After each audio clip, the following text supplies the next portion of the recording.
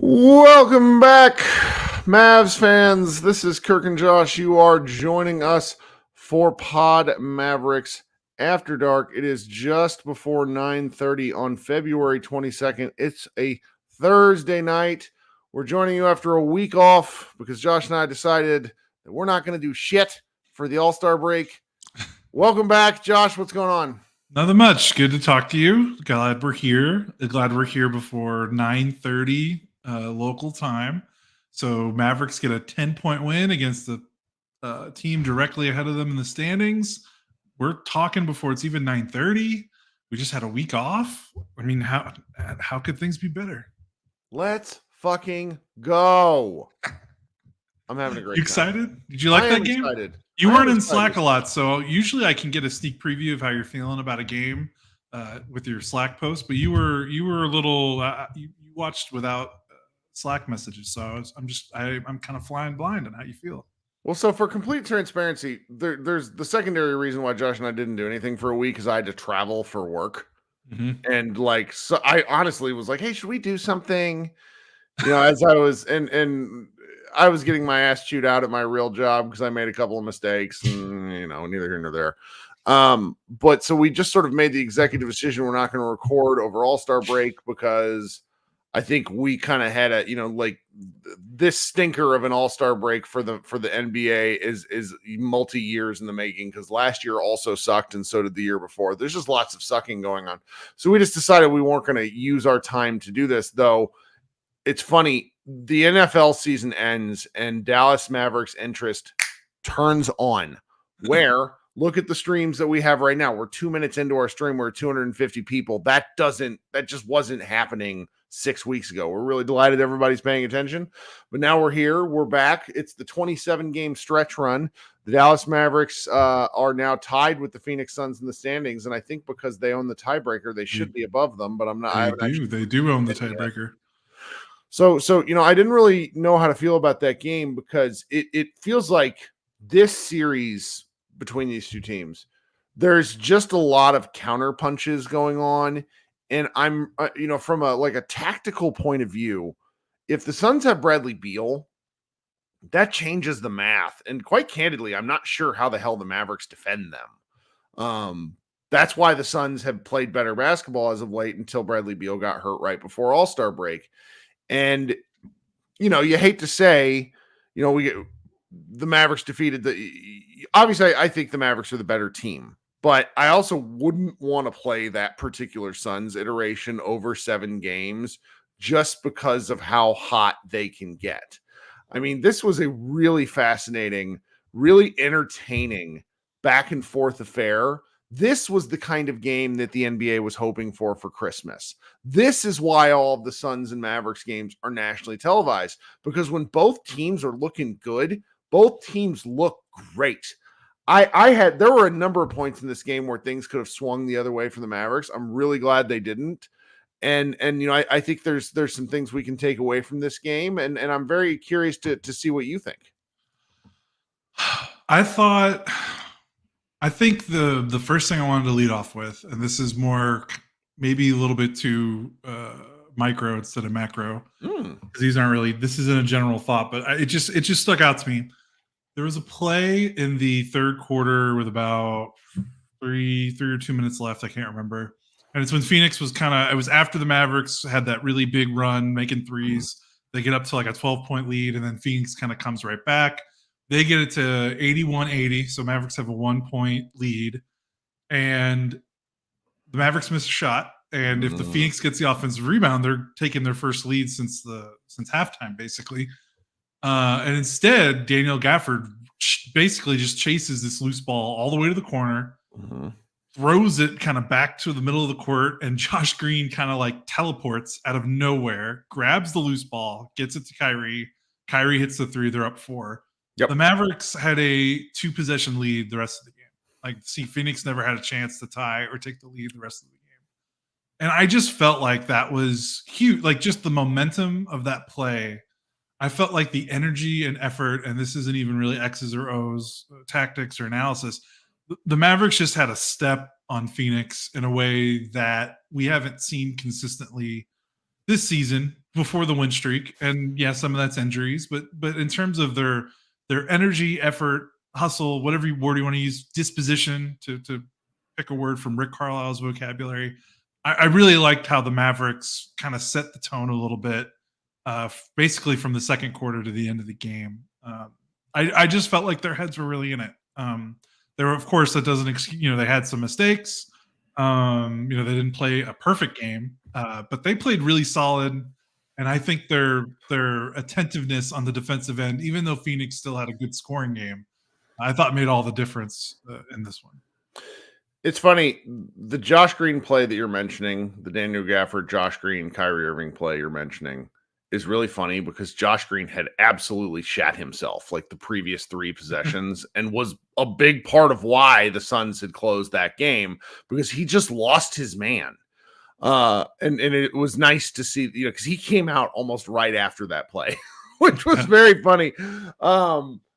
Just as a kind of a quick recap of the game, the first half of the game, the Mavericks were a little off kilter. The teams exchanged blows. The Suns got the Mavericks into the bonus in the second quarter, which resulted into a 16-5 free throw advantage going into the half. That 16-5 was a little overblown just because the Suns were in the bonus. So every little Maverick mistake, like Tim Hardaway Jr. Existing / trying to play defense, really resulted in some just absolutely ridiculous free throws on behalf of the Suns. But the Mavericks were only down by 3 at half, and then they came out of the third quarter in the rare third quarter murdering of the Dallas Mavericks. I mean, it was a torrential downfall of threes, only for the Suns to rally right back. And then that Josh Green play is where the game, in hindsight, was changed and really sort of sealed. The Suns made a couple of efforts until, to give things going. And the Mavericks, it's who's this in the chat? Nako in the chat says we need to give the Mavericks some credit for their defense. And they did. They played great second half defense at spurts. And I think it's really, depending on what you think of this team, I think it is safe to say that they are capable of playing very good defense. I think it is a misnomer to say that they would ever be a good defensive team, but when they're locked in, everyone likes to say that Kevin Durant was in PJL for PJ Washington Jr. I'm going to have to work that into the old vernacular. But this was a really impressive win. I made the joke that Jason Kidd really instructed them to run the make every shot offense, which was particularly helpful. But this was a game where, you kind of look at the non-starters or, the role players, and Luka and Kyrie played outstanding offense. No one else really did, which I bring that up not as a complaint, but simply as I say that the Mavericks had margin to improve by a great deal in this game. Yeah, this was really, if you want to take a 15,000 foot view of this game, I mean, it was really, you've got 2 teams that each revolve around 2 mega stars, and then role players kind of filling in the blanks. Head to head, the Mavericks 2 stars beat the Suns 2 stars, and the Mavericks win by 10. Like, almost as simple as that. Like, Luka has 41 on 14 of 27. Kyrie has 29 points on 11 of 18. Booker was really good, 35 on 13 of 21, but Kevin Durant was terrible, 23 on 9 of 22. And Kirk, I just did the numbers. Would you be shocked to know that now that the season series is over, Mavericks win 2 games to 1. Kevin Durant against the Mavericks this season, 17 of 43 from the field. That is 39.5%. if Mavericks fans have been watching this team since Durant's been in the league, and he was in OKC and Golden State for a lot of his career, so he played against the Mavericks a lot. I'm just going to take a wild guess and say he's never shot under 40% from the field against the Mavericks for an entire season.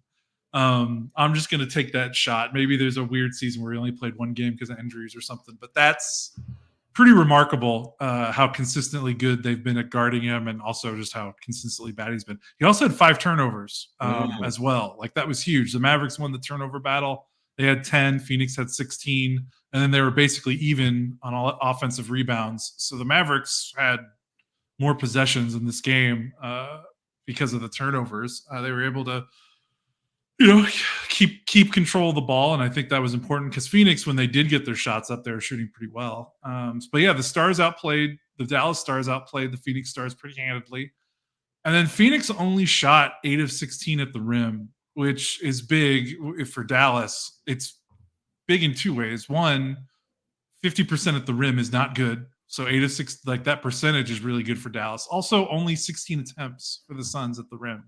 So I think what the Mavericks were trying to do to start the game, and it didn't look great, was trying to run Phoenix off the 3-point line and wall off the rim and maybe make some of those role players beat them. And I think what kind of happened was they kind of were maybe a little too aggressive with their closeouts, and they kind of got into the blender a little bit, and then Phoenix was just getting open 3 after open 3 in the first half. I think they tightened that up in the second half, where they were still getting the Phoenix role players off the 3-point line, but they weren't just allowing like these uncontested blow-bys. And I think that shows in how few attempts and how poorly the Phoenix shot at the rim. And I think the 3-point shots dried up a little bit.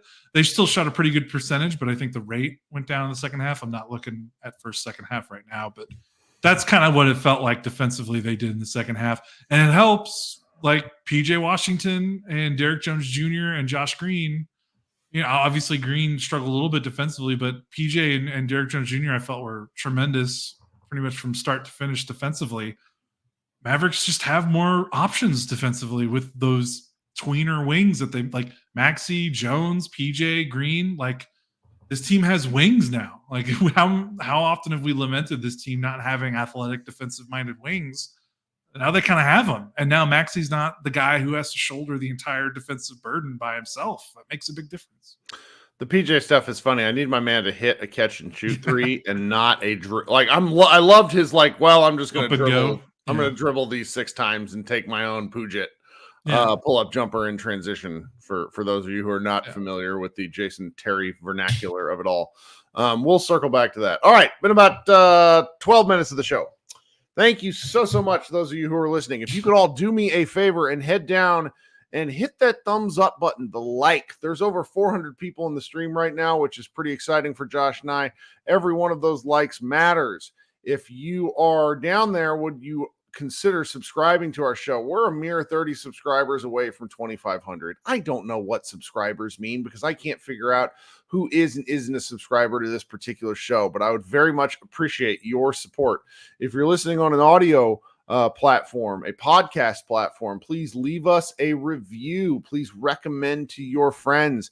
This is the time of year when Josh and I really try to kick off and take things to a different level because more people are interested. We regularly provide content.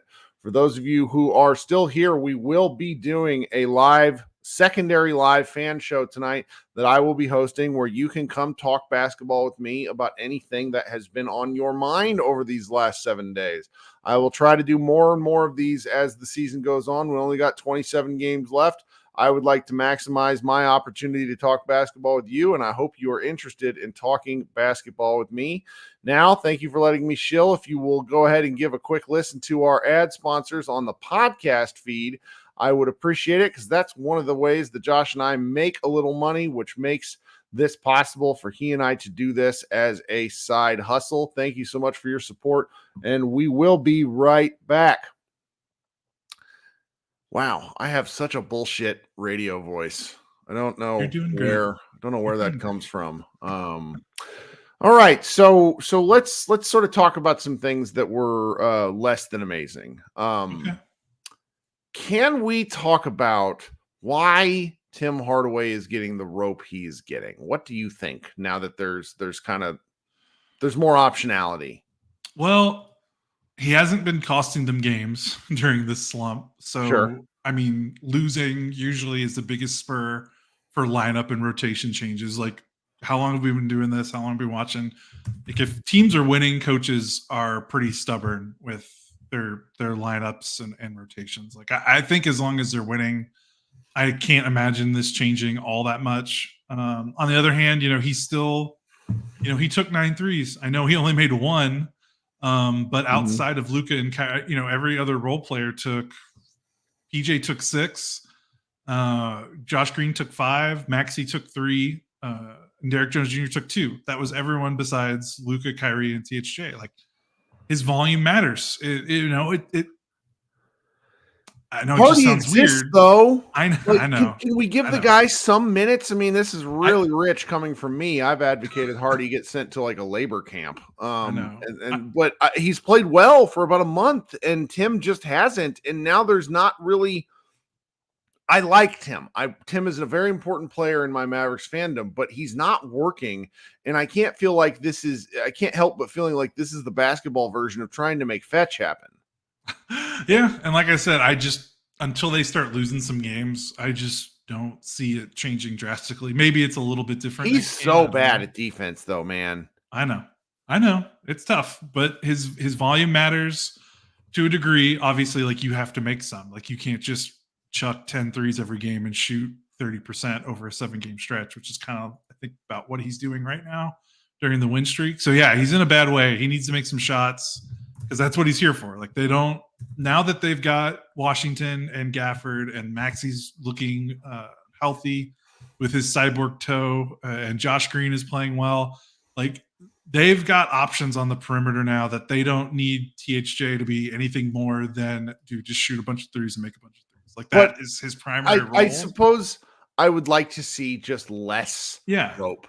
Where if he misses, he had some clutch buckets down the lineup tonight. So I'm not totally killing him. I'm just a little bit confused because I feel like other guys would get yanked earlier, and Hardy is a fine catch and shoot guy. And I mean, the Mavericks frankly play better when Hardaway's not on the floor. That's just been the case since the trade. I mean, it's not very, we don't have a huge sample size, but Timmy's just not been very good. Yeah. I mean, you just hope that, I don't know. It's just, hope he just starts making them. Like, there's nothing really more to it, really. And like I said, I just don't. Maybe it changes a little bit next game, because again, he was pretty bad. I mean, coming out of the All-Star break, I don't think they were going to change too much. What did he shoot during the win streak? 7 games. You tweeted somebody. He's like around 31%. It might be lower because I haven't really factored That's in this pretty game, amazing. He's in the low 30s, maybe high 20s from 3 during this win streak. That's pretty amazing. These Dallas Mavericks winning 7 games with that guy shooting like that. Yeah, what was it the last 2 years? They basically couldn't win unless he was 40% or better from 3. Yeah. So I don't know. It's this. The THJ stuff is like glass half full, glass half empty, because it's not great that he's not playing well, but it means something that they are winning these games with him not playing well. Like, it really does. It means, I think that's a substantial thing. Speaking of winning games despite some adversity, the free throw disparity averaged out over the course of the game. The Suns shot 24 to the Mavericks 21. But it's pretty amazing that Luka Doncic and Kyrie Irving combined for 9 total free throws in this game. Mm-hmm. This was not a very good refs performance, and I don't like talking about the refs. That's just something, I wasted a lot of the 2000s being upset at the refs, and that's not fun. It's not fun to watch the game that way. Do you hear me, Mavs Moneyball contributor Matthew Phillips? It's not fun to watch this that way. And there's a lot of fans that get really riled up by this, and the refs weren't good. But what is your take on my stance that I think this was a prime game for Jason Kidd to get a technical foul on behalf of Luka Doncic? Because Luka picked up his 12th tech tonight, and that's a problem. It is. I don't know. I mean, how long we've been saying this every season since he's been here. You can't teach an old dog new tricks at this point. I just don't. That's just not Kidd's MO. It's frustrating. It's really frustrating. And especially this one, because this was a slow Like, it's not like Luka picked this up in the first or second quarter No. after like a sprint. Like, this was everyone on the floor or anyone that was watching this game knew that Luka was going to get attacked. But the stream of things that led to him Yeah. getting a technical was one of the more justifiable sequences I've seen. Yeah, for sure. And that's where when Luka gets broadsided, and yeah, he sold the contact a little much against Nurkic, and then drives the lane, and there are 4 Suns that hit him on the following play. And he goes to the ground, and he went to the ground because he was hit. I rewound and looked at it. I'm not this much of a Luka crazy person, I promise, but this one was fascinating to me. And there was just nothing. And you see kids standing there, and that's a moment. And I put this out there. Like, I have 22,000 or something, 21,000 Twitter followers. And I asked the various Mavs media people who are at the game to ask the question of, why don't you defend your star player? I'm glad this game didn't turn on that fact. I'm glad they didn't need it. I'm glad they powered through. But it would do a lot, I think, if Luka Doncic and Kyrie Irving saw their coach go to bat for them one time. Just once. It hasn't happened in a long time. And I know he probably wants to keep his money, but maybe Mark Cuban still pays those fines. I feel nuts watching this because I understand that coaches have limited weapons that they can use to motivate their team. But this just struck me as one where this team is on a 7-game win streak. They want to keep it going. He's got to do something to prevent his star player from losing his cool. And when his star player is right, that's when you take that technical foul. What do you think?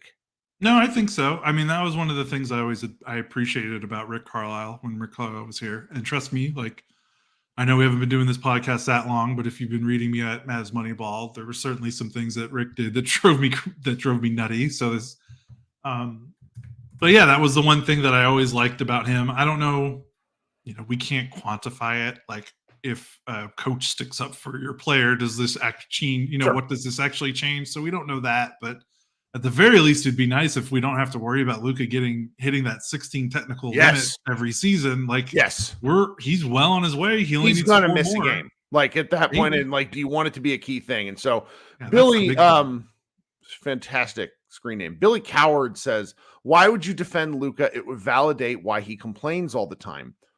When he's right, you have to validate the complaint. That's the real thing. Otherwise, it looks like you don't care. And that's what I mean when I'm saying if he's doing this every 3rd game, it wouldn't go anywhere. But Rick Carlisle, every now and again, would take a tech, would get ejected. It's a motivational tactic for your team. And I had one guy shoot me a message who said, as a youth coach, obviously not the same, but I like the psychology behind the thought, where he said, I think as a coach, if you stand up for your players, it will tamp down the players complaining, because then that allows you as a coach to say, look, shut the fuck up. I'm going to deal with this. And right. I don't want to imply that Kid is not doing anything, because frankly, I've sat close enough. Kid gets in those refs' ears. I just need him to do it in a demonstrative way when we have these refs that do what they did tonight, which for most of the game were allowing Luka to get destroyed. And it wasn't fair. And that sort of stuff just drives me nuts.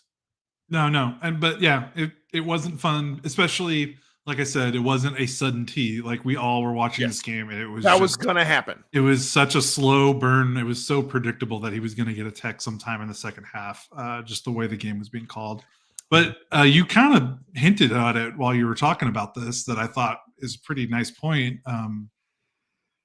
Did it feel to you like when Luka got that tech, there was a little part of my brain that went, okay, here we go. Like, the Mavs have like can't remember what their lead was, but it was like, 7-8, something like that. I thought they were going to come apart. Yeah, right. Here we go again.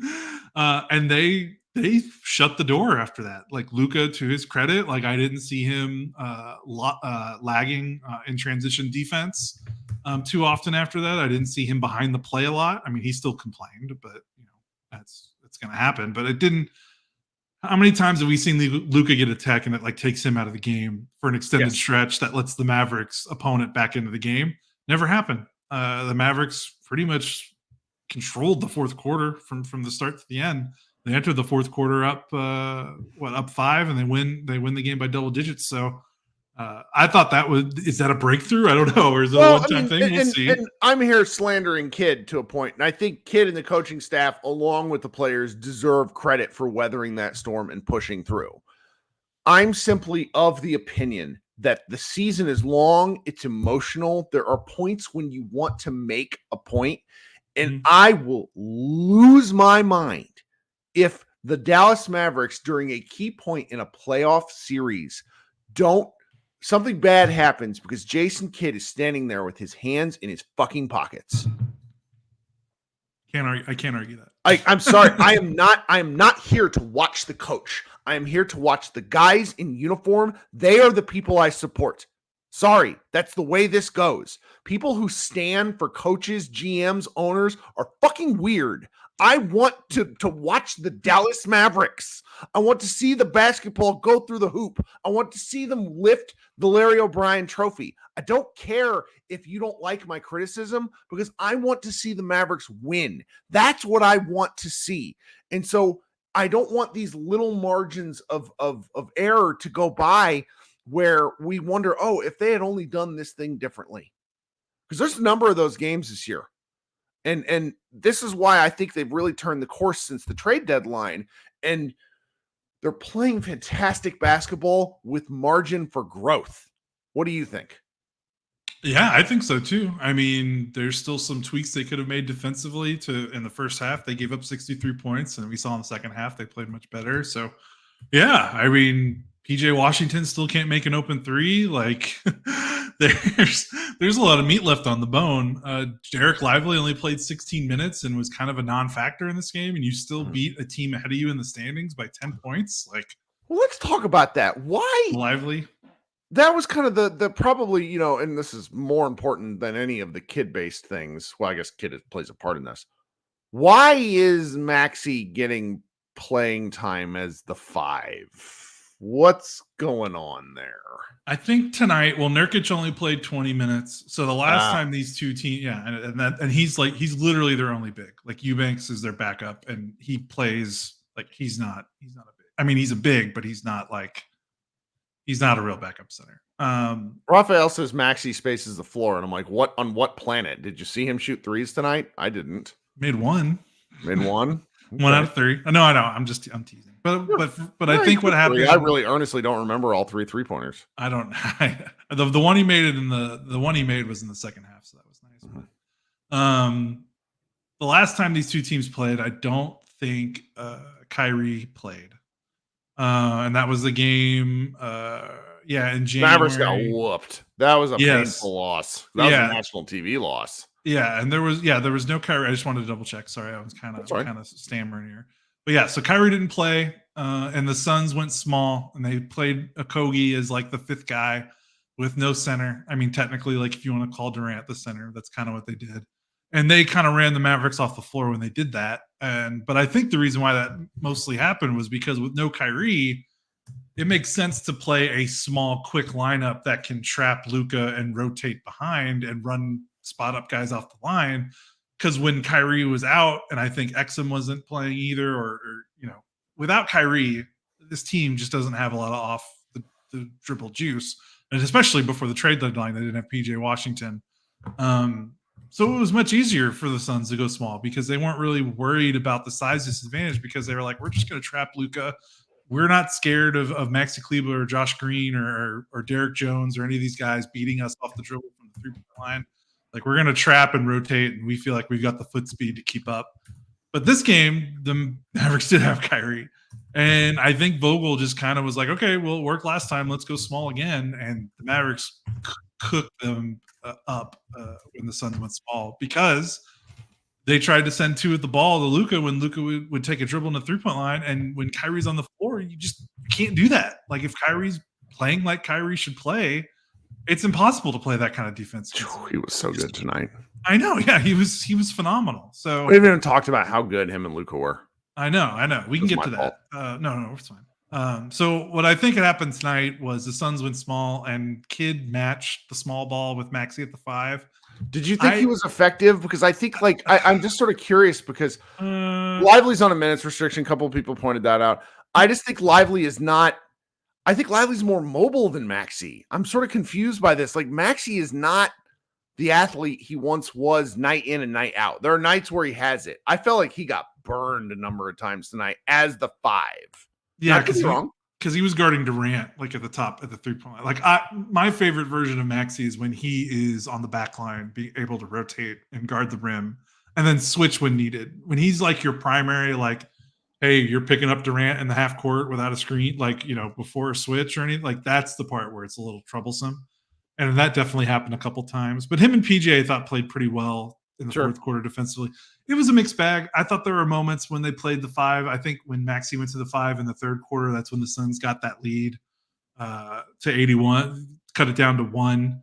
And it was really weird because, like, Gafford played 17 minutes and had 2 offensive rebounds, and Lively played 16 and had 3 like those guys had 5 offensive rebounds in like 30 minutes, which is pretty good. And it felt like anytime they were on the floor when the Suns went small, like they were just racking up offensive rebounds.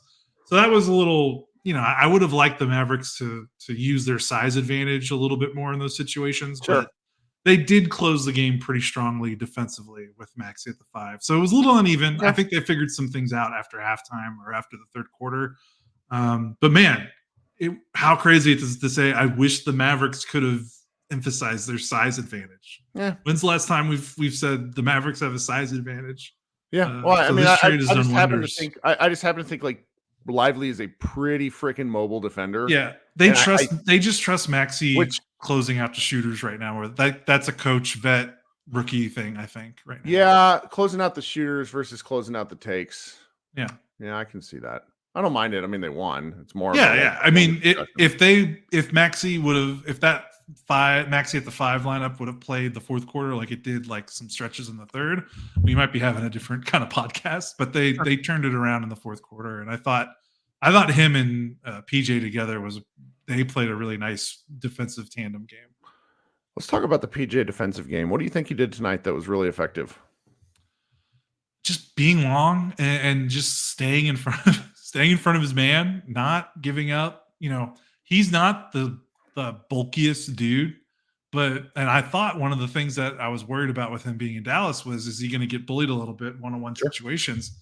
He's pretty stout. Like, he holds his ground really well when teams are trying to go at him in the paint. And I feel like Durant was trying to go at him in the paint, because Durant, like, PJ's not a small guy, but Durant makes him look like a middle schooler almost, because Durant's just so long and tall. He's so tall, man. Watching Josh Green try to guard him is so annoying, because he's got like 7 inches on Green. Yeah, but PJ, like, he's got that 7'2" wingspan. He had 2 blocks and a steal. Like, that's the thing. He racks up steals and blocks for someone that's not a center. Can I tell you something he does that probably doesn't matter at all, but like the old man in me absolutely loves? Oh no, I want to know.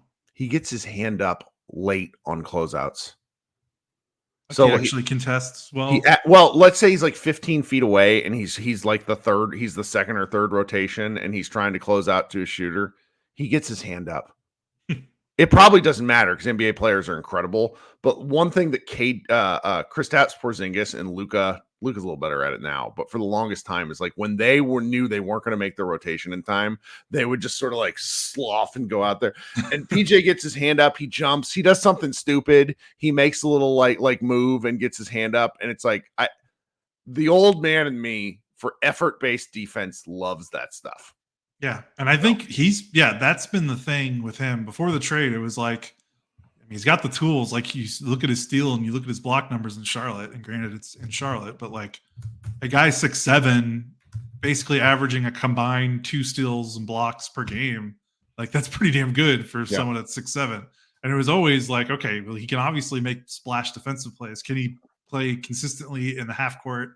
Can he get back in transition? Can he maintain effort and intensity throughout a possession instead of just getting a steal or going for a steal or going for a block or a big play?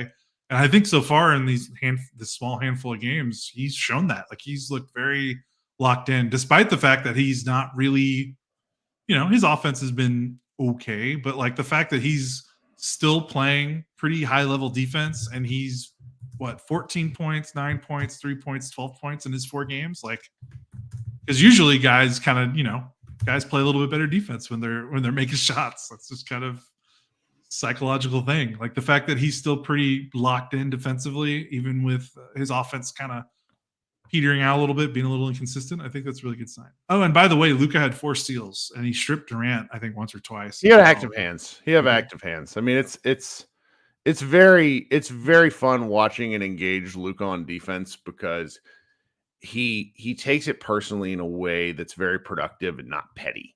Like when he sometimes gets angry, he does things that aren't super helpful to a defense, but he's just so dang big. Yes. He's so big. And I think a lot of people don't realize how much wider he is than like most NBA players. Like he's just like the Rob Gronkowski of basketball. Like he's so big. I don't know. Yeah. I mean, the thing with Luka, it's not like, there are players in the NBA that are bad defenders because they just don't know what they're doing. Mm-hmm.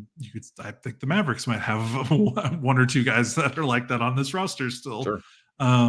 Luka never struck me as like one of those guys. It was just always, he just didn't want to do it because he has a 40 usage rate and he's taking 30 shots a game and the offense revolves around him. It just was always like, not that I don't think he can do it. It's just like, I'm going to take this possession off because I know that if I don't, create offense for the next 5 minutes, we're going to lose this game. So like when he wants to do it, like he showed tonight, especially in the second half, like he can be a good defender if he wants to. Yeah. Yeah. All right. We got a guy that's just relentlessly trolling me in the comments, but he's having a great time. Good for him. All right, so I do think it is worth at least closing before we head on to the other live show about Kyrie Irving's really just delightful play. His 2 3-pointers on like the old Jason Terry pull up in transition style stuff is really fun. I would love if he shot 4 transition 3-pointers a game. Like give this man as many 3-point looks as he wants. He's such a delightful basketball player to watch. His transition 3 feels like the most automatic shot like on the team right now. It's really nice to watch. He was he was great. And like I said, him and Luka thoroughly outplayed Booker and Durant. And if the 2 stars are better than your other 2 stars, the other team's 2 stars, you're going to probably win. And they did. So yeah, he was good. And I think what was good for him, he was aggressive, and that's always the thing with Kyrie, right? Like, is he going to get up shots, or is he going to defer a little bit and spot up in space? Which is good that he like is willing to do that to a degree, because like, it's hard. Like we watch these superstar pairings and other teams, and it's hard when these guys don't have the ball sometimes. Yeah. Like we watched the Miami Heat when they had LeBron and Wade. It took them a year, a little bit more to really figure it out. Like. The way that Kyrie feels so malleable with Luka, where he's just kind of like, okay, you need me to spot up? Like while you're doing stuff, that's cool. You need me to take over? Okay, that's cool. And he had that spurt in the first quarter where he scored like 8 points in like 2 minutes. That's right. And like, it was like, because remember the Mavericks started this game down like 11-3, and I was kind of like, is this team still in Cabo? What's going on? And then he just like snap of his fingers, he scored like 8 points very quickly on 3 possessions. He had like a layup and 2 threes, both of those threes in transition. And all of a sudden it's a 1-point game and it's like game on. He's got that. He's like a firecracker. I don't know. Like he's instant offense unto himself. Like Luka is obviously like an offense unto himself, but he's so much more methodical about it. Like the way Kyrie can just score so many points in a short amount of time is kind of unrivaled. He had a cut to the basket for a layup, and every time he cuts to the basket, I get more mad that the Mavericks offense doesn't feature more cuts to the basket, because they have so many good passers on this team now. Like this is where the Tim Hardaway Sr. like Luka dribbles too much thing. I kind of like, yeah, okay. Because I don't know, when the ball really moves, it's like, whew, this is something. They got something. And the nice part about all this is, before we kind of close out here, is I feel that we did the first 10 minutes of the show. We're talking about, the things they did well. We spend the next 15 minutes about things that we wish they would kind of improve on. And they still won by 10 against another Western Conference foe. And I think that sort of where we're settling at this point in the year, and one thing that is like a credit to the coaching staff and the organization as a whole, is they're playing right at the time when it's extremely important to play right, to play well. Yes. A lot of teams are going to start either punting their season or get locked into their standing. And there's going to be opportunities for the Mavericks to go on a run and win some games. And I think they've got, I don't know how strength of schedule stuff works, because I feel like the Mavericks have had the easiest strength of schedule all year. Like every time I look at the data, it's like, oh, the Mavericks remaining schedule is easy. And it's like, what? They eventually have to play some hard teams eventually. But their schedule's looking pretty nice after they get through these next like 2 weeks or so. Do we have 2 days off? Yeah, they don't play till Sunday. Against the Pacers. Yep. What do we think the over-under is going to be on that game? Like 250? Yeah, I think so. We might see another All-Star game on Sunday. That'll be fun. I can't wait to watch. I love the Pacers. I love the Pacers team. I know they're not awesome, but Halliburton's so fun. Like they're a fun team. I mean, they're kind of like the Mavs. They just got a lot of guys. You want to know my problem, man? This just shows my age. And shout out to Cowboy in the chat, who will also mention this. Like, my brain is so permanently 2000s to where whenever I see Halliburton, I think Dick Cheney. Like, I can't. My brain will not process anything other than Dick Cheney and like 2000s politics. That's how stupid old I am. There's lots of funny jokes when Halliburton has a big game. Man, they're going to be. I cannot. And like Carlisle's just, he maximizes stuff, man. He maximizes stuff. I just, in a 4 p.m. game, let's fucking go. God, we don't play another late game. The Mavericks don't play a late game until Thursday, March 14th. Holy hell! Wow, we're gonna be energized for the stretch. I'm getting I'm gonna fresh. I'm gonna be looking. Well, no, I'll always look like hell, but we'll be awake, and I won't need to just stick caffeine in my eyeballs the way I am some of these games last year. Yeah. All right. I know we're about to wrap up. Can I make one more point? Of course you can. Shout out to Josh Okogie for being the Mavericks' third best player tonight. I don't know if you noticed. When he was on the floor, the Mavericks basically had their 2 biggest runs of the game when he was on the floor. I know individual box score plus minus is a very flawed stat, but he earned every bit of his minus 15. So we're gonna host a Mavs party here shortly, but before I take a quick break, we're talking like a minute. So I want all of you guys to hang out. I want you guys to start generating use your Google AI generator to imagine what Rick Carlisle is going to say about Luka before the Indiana Pacers game, because there is no smoke blower quite like Rick Carlisle. He is, I mean, again, there's a little bit to the fact that Rick Carlisle suggested his replacement to Jason Kidd to Mark Cuban. I think he did it as a joke, and Mark Cuban took him seriously. But he's so good about about mentioning how amazing he thinks Luka is, despite the fact that, like, I think we know that they did not have a speaking relationship by the end of Rick Carlisle's time as a coach. So I love seeing the hilariously nice things he says about someone who probably wanted to stab him with a spoon during the Clippers series. Didn't he say something also, like, wasn't his quote when he was like suggesting Jason Kidd to be the next coach, like, didn't he say something like about how like Kidd is like the perfect, like, to handle like a player like Luka or something? And like, because remember, Kidd hated Carlisle for a while. Like Jason Kidd was in Luka's pictures when Luka was taking a brief vacation to some Caribbean location. Mm-hmm. So they obviously have a great relationship. And for as much as I complain about him, he ain't going nowhere. No. But it is very funny that happened, because I think you're right. Yeah. So, okay, guys, we'll be back in just a second for Mavs Party. Thank you so much for hanging out. Remember, please like and subscribe to the podcast if you want to stay and yell at me, or I don't know. I don't want to get yelled at that much. That happened a lot at work this week. Be nice to Kirk. Yeah, we won. The Mavs won. Everybody's excited. We should be excited. 8-game win streak loading, as the kids say. So we'll be right back. Thank you so much for hanging out, and we'll see you guys on Sunday afternoon. Go Mavs.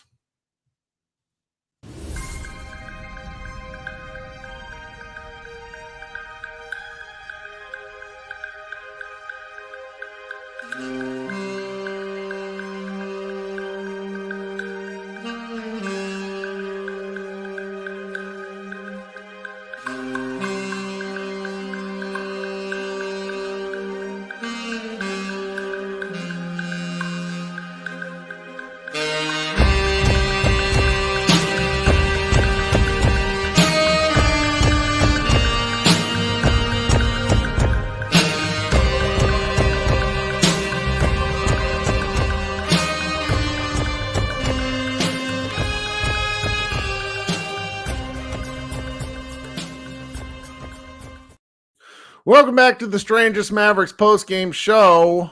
I'm Kirk Henderson. This is now officially Mavs Party. I have to find the right overlay so it doesn't say. There we go.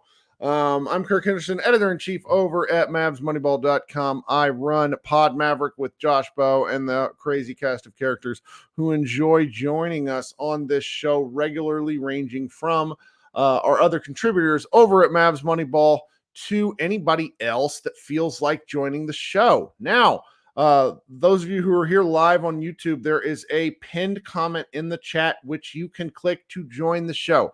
It is very easy to use. You click the link, it takes you to another place. If you're on your phone, if you're on your computer, both of those things work. And I am happy to talk Dallas Mavericks basketball with you, or if there's other things you want to talk about, I probably really don't mind that either. But the only thing I pay attention to these days is Dallas Mavericks basketball. So coming up first is my man Brian, and then we have Mr. Dang, and then we have Micah. So that's three folks. If anybody else wants to come join, just click that link and you'll be taken to a waiting room. So Brian, welcome. What's going on today? My man, we got another win. How's it going? I just another win is always great. It's so great. It really is. 7 in a row, right? Yeah, 7 in a row. A long ass period of time, right? Which feels fantastic. We're gonna ignore how it was artificially inflated because of the All-Star break. But as far as I'm concerned, the Dallas Mavericks haven't lost in February. That could be true. I've not checked the schedule, but it feels good to me. So let's I'm go. Gonna run with it. Yeah, totally fine. I'm totally fine running with that. I think. Did you see? I think it was Grant Absat tweeted that he asked PJ about that win streak, and he was like, "Yeah, I'm not sure if I've ever been on a 7-game win streak." They've won. They lost to Milwaukee. That's the only time they've lost in February. I feel much better about this take now. All right. Yeah. No, we've been outstanding in February. Josh has been great this month. Jaden Hardy has been great this month. Sad to see him get a DNP tonight, especially with. I know. It feels so weird to me to be like, why didn't Jaden Hardy play? And yet, why didn't Jaden Hardy play? I mean, we know no Exum, and we know that that's going to eat into some of those 10 minutes. But Tim gets playing the way he did tonight. I think they really wanted to see Tim shoot his way out of his funk, and maybe he will. Maybe it'll happen at the right time. Well, he funked up the building. That's what he did. He sprayed it all over the place, man. Ain't nobody want to see that. Not for 30 minutes. Look, man, after about 19, 20 minutes, he's showing you he ain't got it. It's time. Pull the plug. Yeah. Bringing him in the game to close over Josh, I was irate. If we had lost this game, ending up on Booker. That's the problem. I don't mind the missed shots as much as them targeting him on defense. Booker's like, ooh, Tim Hardaway, I'm going to go get free throws. Yeah, and there's no way that kid can think Tim is a passable defender. When you see the other team, see him standing in the corner, and their eyes get big as dinner plates.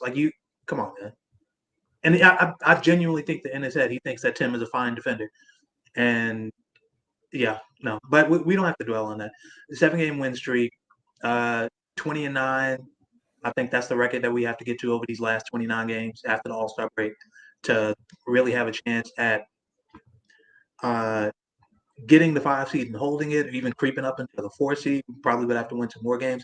And less importantly, but also still importantly, if we want Luka to genuinely creep into, okay, this guy could actually be the MVP. Ooh. That's kind of where we've got to be. We've got to win these last 29 Brian, games. You're doing the thing that we need to do more of. I have this one fan who always yells at me on my Twitter where he's like, you need to be more of a propaganda machine. And my problem is I'm too big of an asshole to be able to be propaganda consistently because I just am a little bit of a contrarian. But I think if the Mavericks creep up into the 4 seed, I do not see how a right-minded person that watches the game of basketball. See, I can't even do this. I want Luka to be in that argument. I still think Shies has a little bit of a better argument, but I would love to have it. I think is let the me way be the yin to your yang, brother. I can step in. I can do this for you. See, if we get up and grab the 4th seed, and OKC doesn't finish 1 when they've had all season long, and all of their players healthy all season long, and they made a trade at the deadline too to address their biggest weakness, which is Josh Giddey in the clutch, where teams are going to target him and teams are going to help off him They defensively. target Gordon Hayward is supposedly supposed to fix that. Right.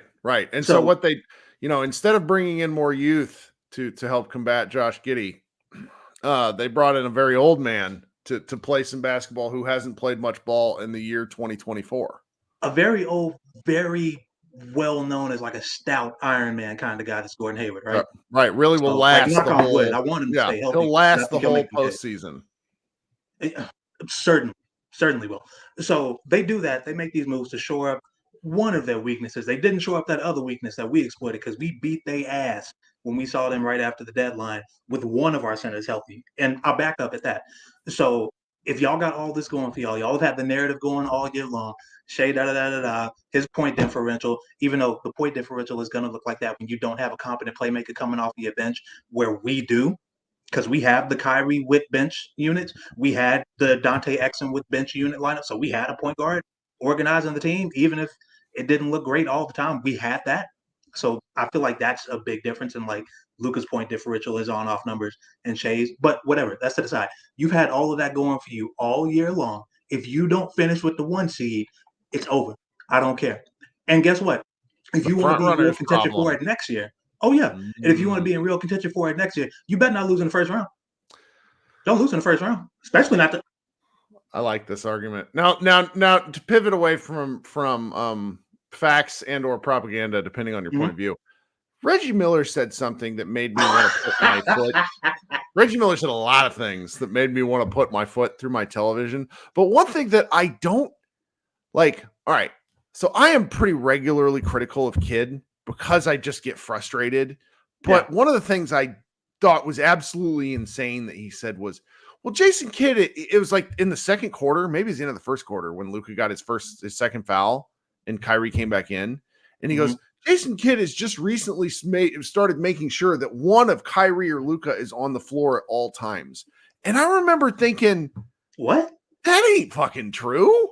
They've been doing that all year. Made sure of that the whole year. Like that's kind of, if they're out there with either one of those guys, then that's like the entire town from The Simpsons marching, like everybody with pitchforks. Like he's done some things that have made me mad. He's never done anything like that, right?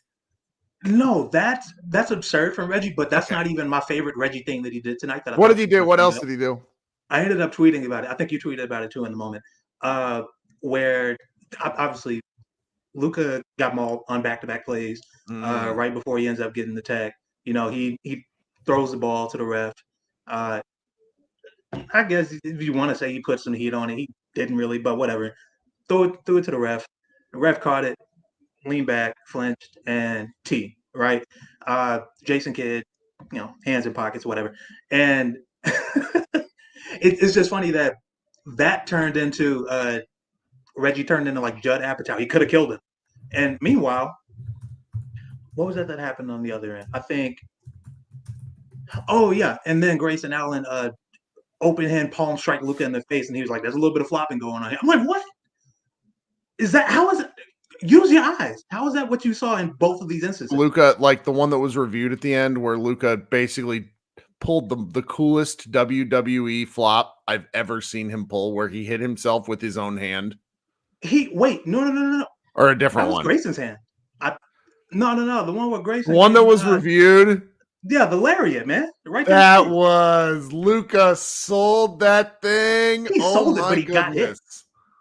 Like, sure, there was.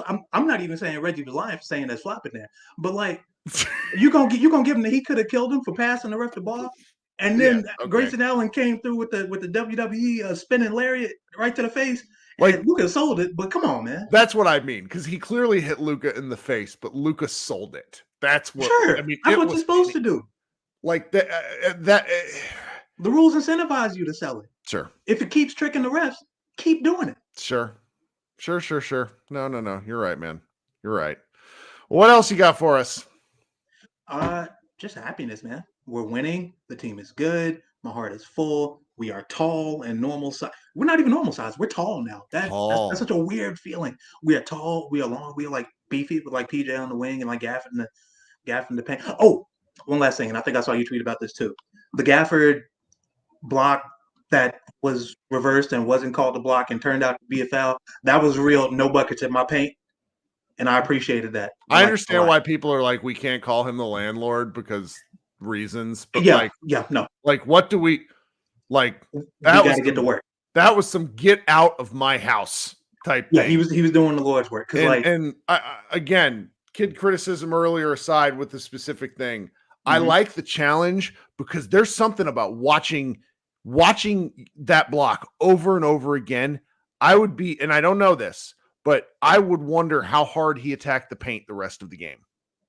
I was just about to say that. I didn't see him go aggressively to the rim at all after that. And also, watching the other team's best player fall on the ground like I'm going to restrain myself, fall on the ground like a wimp over and over and over and over and over at home is very, very, very, very funny and very good for team morale. No, so yeah. I'll give Kid credit for that. But man, just step in here and take a check for Luka. And I swear to God, a lot of these complaints about you will go away. We won't even notice all the dumb stuff that you're doing with like the substitutions mid-game, right? Just the one. Yeah, well, there's just step in and for every yin, there's a yang, and so that kind of decision alone, in hindsight, now that we know that the Mavericks won, make me feel a lot better about the way that game went. And we're gonna say because the Mavericks won that the decision to call, because they knew, when there's no verticality involved there, like when you're coming at somebody in the air, the only way they would say it's like, because when I get, and I made the point where I was like, if that's a foul, and it is, then Luka deserves ward off Luka all the time in midair. Yeah, right, exactly. Like Luka everybody gets allowed to ward off and like protect their space when someone is charging at them and they're protecting the rim. That happens all the time. It happens like 50 times a game, and so there's no way they were gonna call that. There's no way they were gonna call that if anybody else had driven the ball. Yeah. Well, thank you so much for kicking us off. We'll talk soon. Okay. Hell yeah. Have a good one. All right. Coming up next is my man Doe. What's going on, brother? Hey, brother. Long time no talk to you. You look good. How you feeling these days? Dallas is a little rough, but I'm getting used to it. Good to talk to you. What are you thinking tonight? Man, I am so cautiously optimistic right now. I'm kind of scared to feel how giggly I am with these two guys. No, you have to enjoy this. Oh my God. After 2 years of pain. Look, we had a great run in the Western Conference Finals. And if there's one thing that thing reminded me of is that joy in this game is really, really fleeting if you let it. So you have to lean in on these times where it's great and say it's fun. Because this is fun. It's unbelievably fun. The only person who could ruin this is our boy Kid. I'm hard on him, but you know what? They won, so I think we move on. We move. I complain about a couple of things. People disagree with me. Everybody's allowed to disagree. I don't, I will never stand for a coach in my entire life. Like my first interaction on the internet was a website called fireavery.com because I hated Avery Johnson so much. You know why? Because the Mavericks traded for Jason Kidd. And the first game we had, Jason Kidd, against the Spurs, Avery pulled his ass out during clutch time because he said Jason Kidd didn't know the playbook. I was going to lose my mind. This was 2008. So I was a young man, 24. And I just that was my first time where I got online and I found a website because I remember going to Google and typing in Fire Avery Johnson and I found fireavery.com. That started all of this. So you know what? It's and it all circles back to Jason Kidd. But anyway. The circle of life. Don't you love it? That's right. But it's crazy. There's a lot of elements of this team that I see from the championship team. And PJ Washington, you know who he reminds me of? Tell me. Sean Marion without the ugly shot. His shot's kind of uggo. But he did a great job on Durant. Sometimes it just goes like it's like watching the Bills kicker with a wide right, wide left. Right. What's happening? Right. But he played great D, I think, tonight against Durant. He handled the switches really well, and then he jumped on the double teams when necessary and he didn't overcommit. So it was really nice to see. We have 4 guys on the floor most of the time that can dribble. And that's an beautiful achievement. That is a beautiful thing. That is miraculous. I mean, We used to only have one with Luka, you know. And what about And Frank, man? You forgot about Oh, Frank. no kidding. Who doesn't like a flying Frenchman, right? That's right.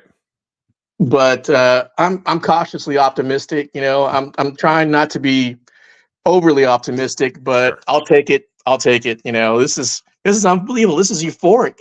You know, Good. I'm just We got a worried lot about of national injuries. TV games ahead. We got a lot of fun games. This Cleveland game is going to be a bear. This Boston game is going to be a bear. They play Miami in March. There's a lot of national TV games for these Mavericks down the stretch, and I cannot wait.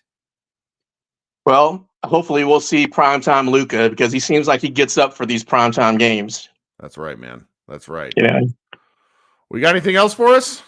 No, sir. Just glad to hear you back on the air. It's been a while since we have a Mavs party. That's right. Well, I mean, I should have done. I was on a work trip and I should have done more, but I didn't have the juice. So, No, all right, man. we'll talk soon then. All right.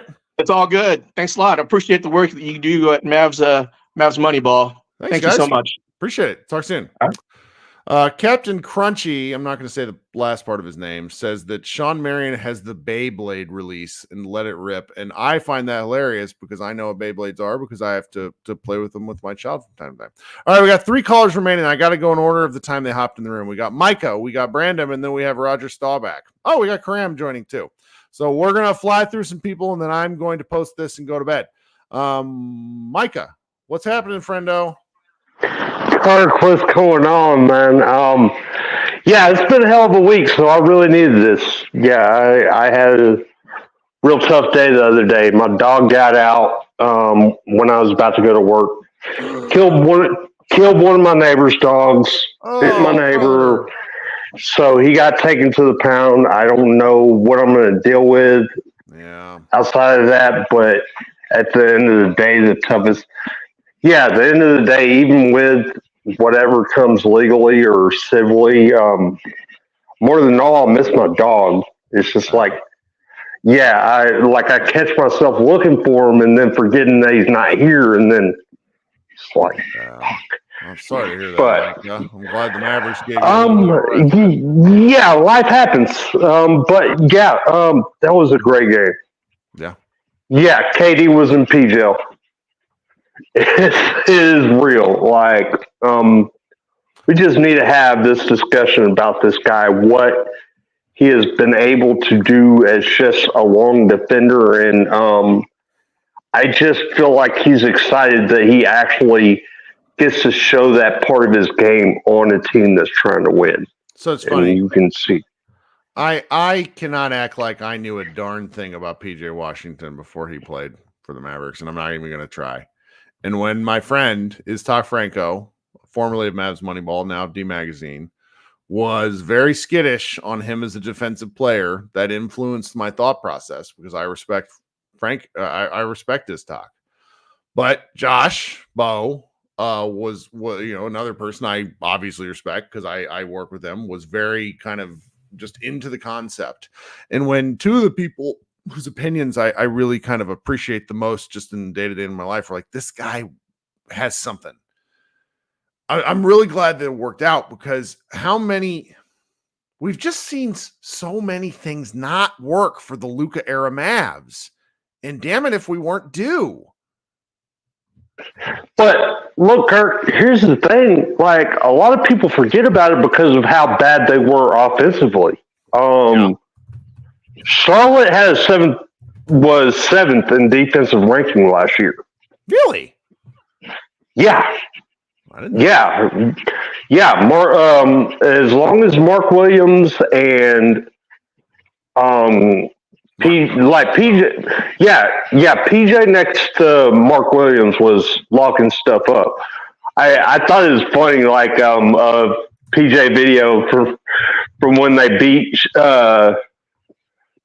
the Celtics last year, right after that video that Jason Tatum made, and he's coming out the tunnel. Not bad for a Monday night on League Pass. That's right.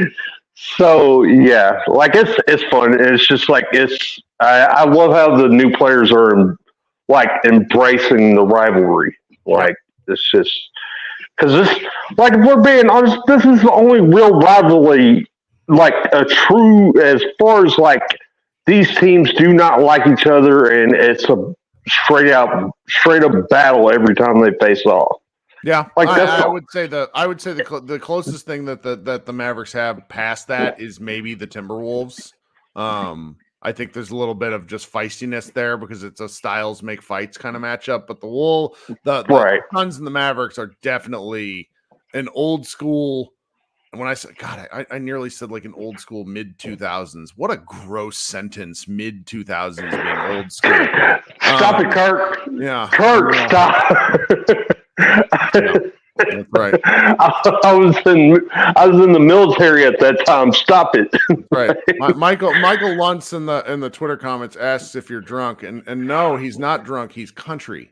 Okay, Micah is country, and we support country. I am East Texan through and through.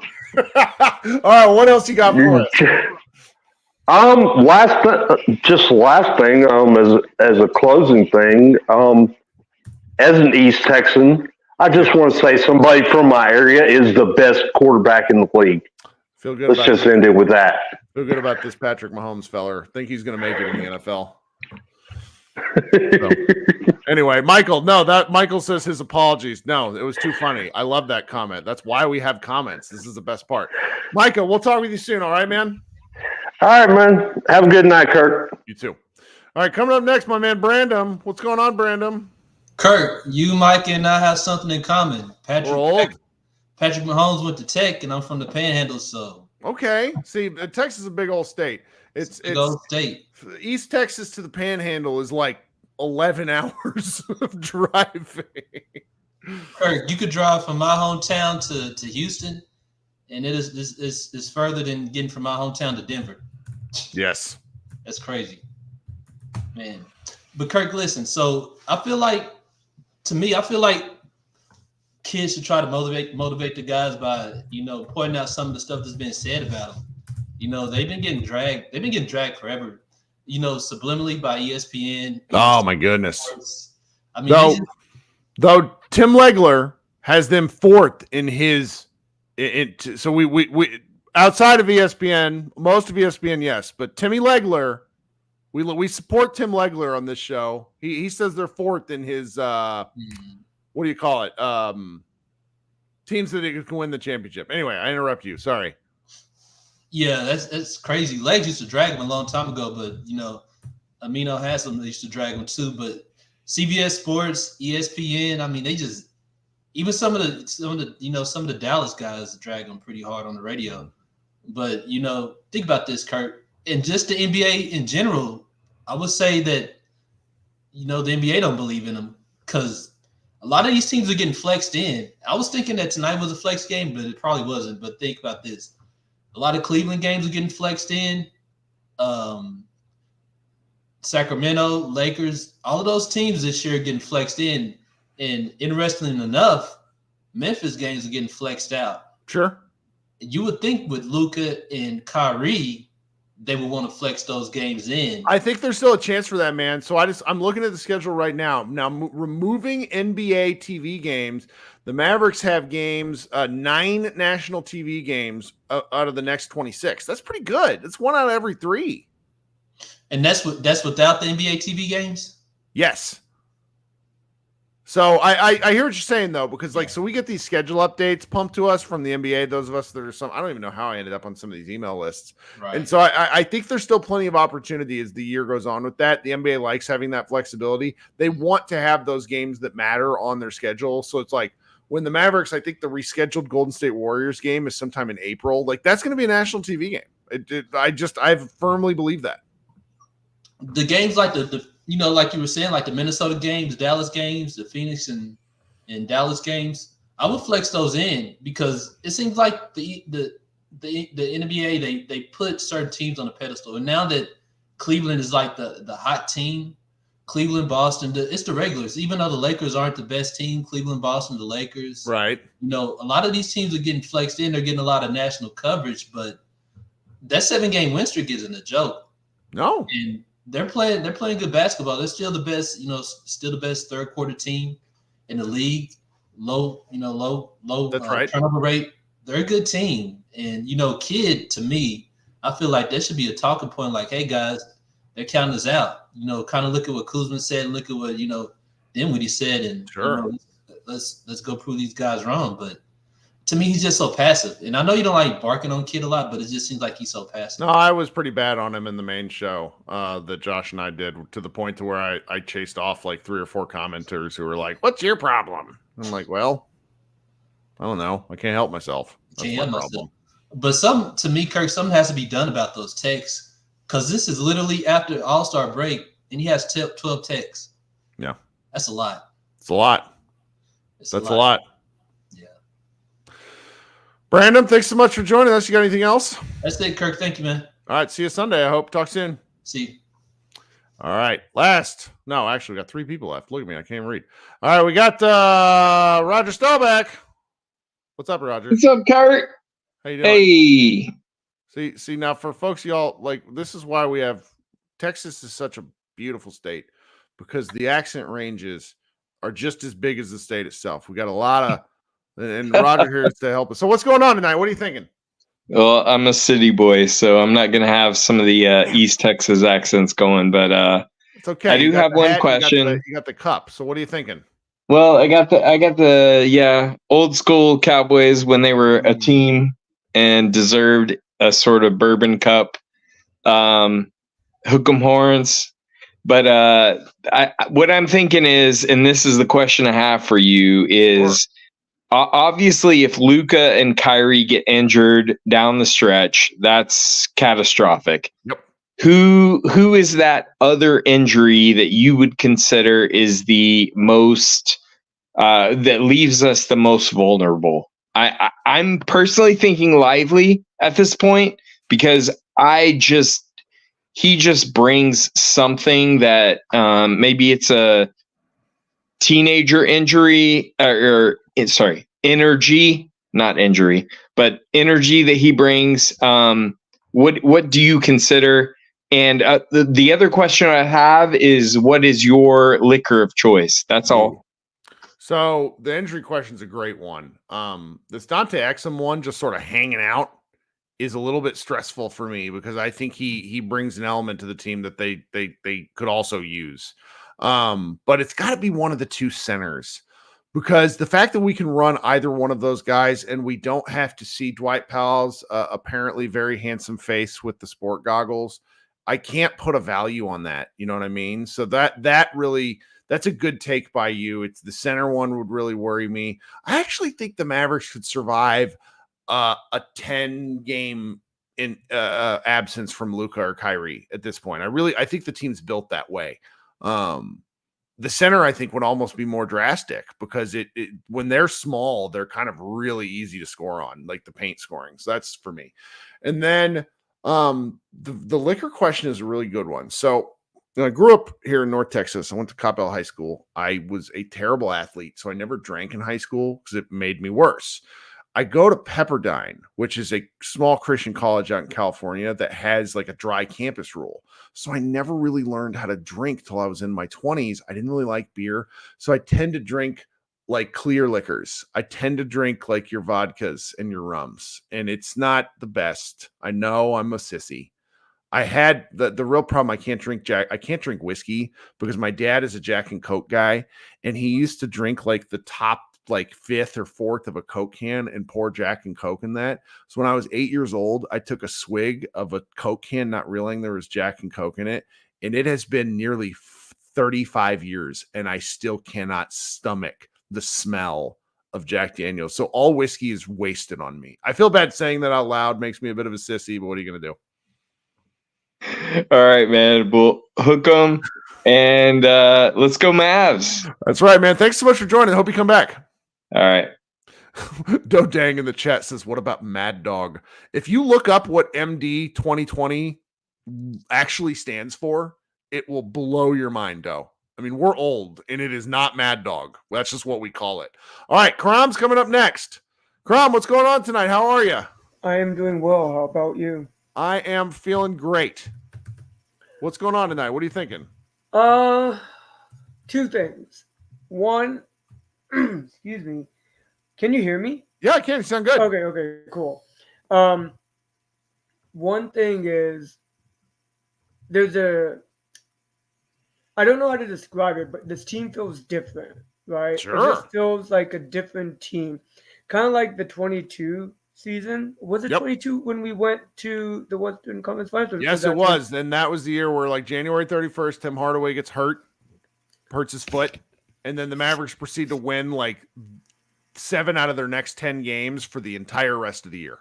Yeah. I don't know, but it feels a bit more different than that. Okay, tell me why. What do you think? I feel like just that connection between Luka and Kyrie, that you're seeing it happen right now. I don't think there's any team outside of the Clippers that worry me now. Ooh. And I just think having PJ Washington playing this type of defense, I don't think we've had anyone like that since Sean Marion. I think that's probably true. Like, the Marion was such a special player that there's something to that for me. Now, Marion was a guy, in my opinion, who is so historically underrated that I think he should be in the Basketball Hall of Fame. Yeah. But if in terms of like a guy with tools and very weird measurements, I like the comp just for that sake. And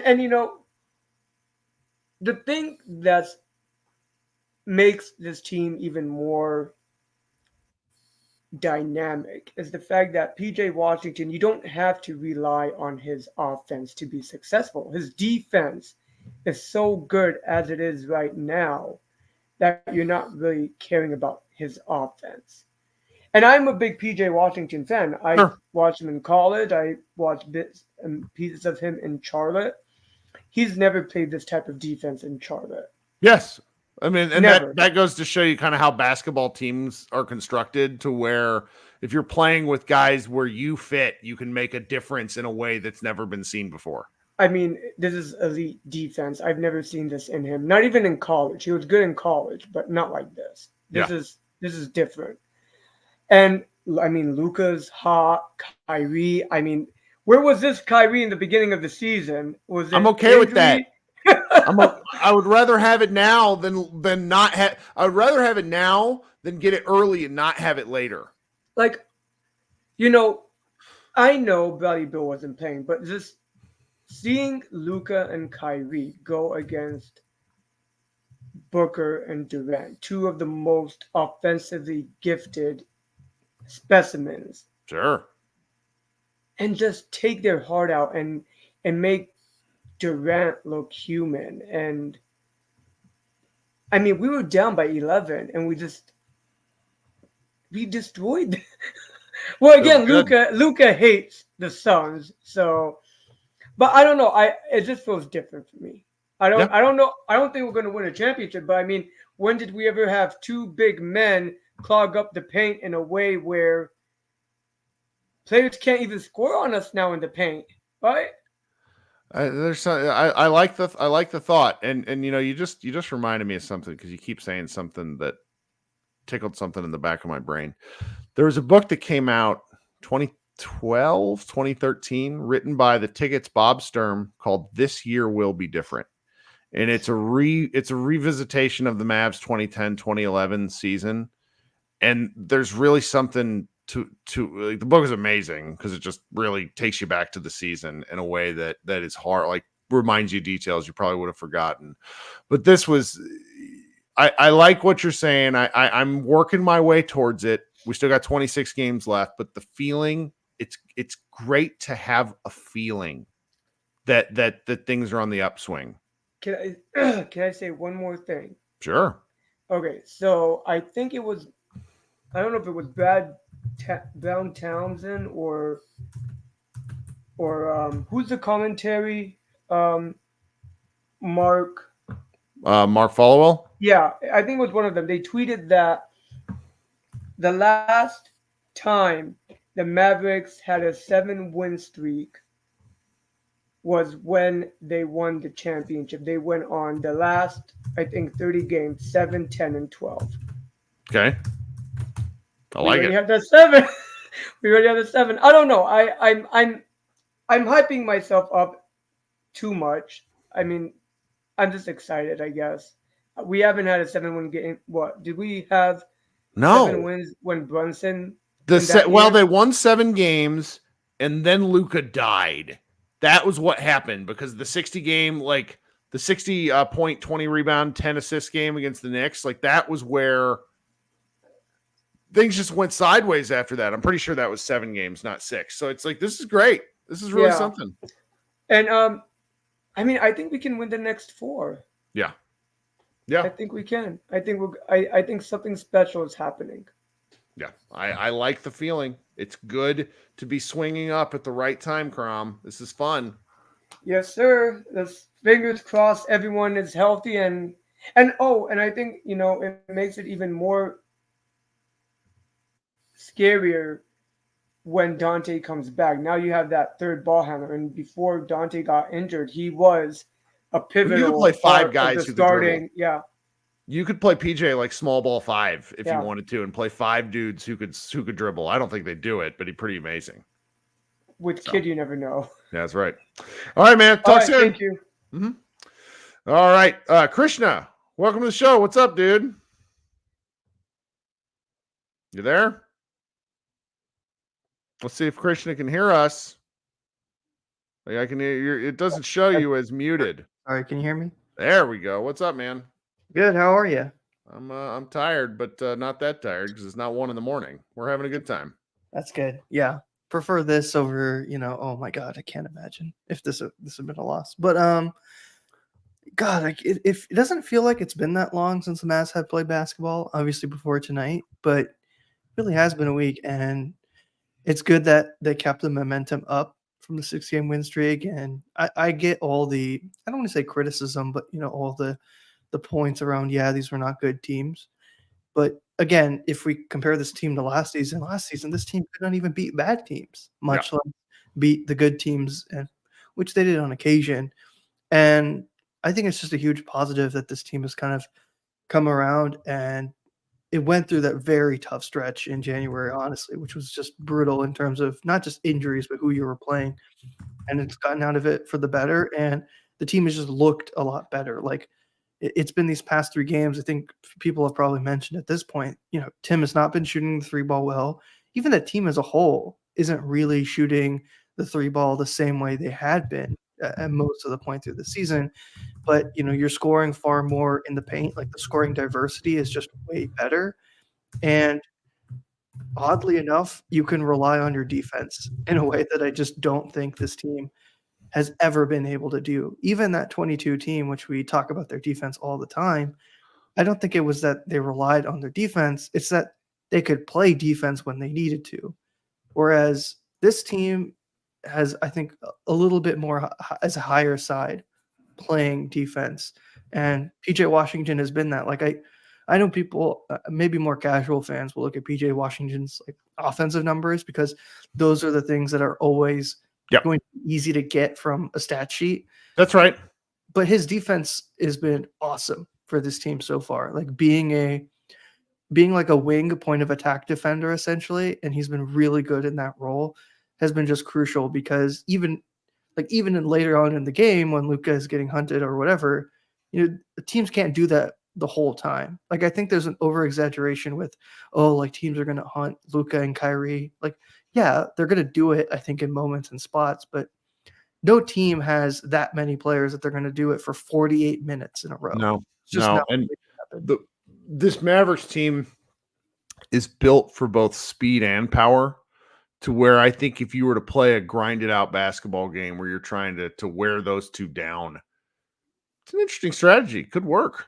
I also think those two could go down and help orchestrate an offense that can connect on wide open threes the way the Mavericks started the third quarter. There's just a lot of different options these Mavericks can do to crush teams. I'm looking forward to it. It really is. It's just a diversity of styles, right? Like, I think someone mentioned this team is like the Denver of last year. I think the difference with the Denver of last year is you have a much better second star than Jamal. I think Jamal Murray is awesome in the playoffs, Sure. but I think you have a much better star in Kyrie. Now, of course, we have to see it in the playoffs, but I trust Luka, and to some extent, I trust Kyrie. It's been rough for him the past few playoffs, but I also think it's because Kyrie on those other teams has been asked to do a lot more than he has here. And I mean, he's had some bad injury luck. Like when Giannis stepped on his foot, that was rough. That team, I think that Nets team could have gone to the finals. I mean, they still mollywopped that Bucks team after the Kyrie injury. It was just they were pretty cool. But I think the difference between this team and that team is the depth on this team is a lot better than anything those Nets teams really had. And honestly, this Mavs team has depth that I just don't think we've seen in a while. And there's been some talk about like, oh, do the Mavs still need this, need that? I think now the Mavs are in a much better position where kind of almost no matter what happens, obviously you want to make the playoffs still, but almost no matter what happens, you feel pretty good about sitting still this offseason. Obviously making marginal moves, like you hope they keep Derrick Jones Jr. or, get a like for like replacement, but obviously that's for later. But this is a good win. This is a really good win. Like great win. We're outscoring teams in the paint. We're out rebounding teams.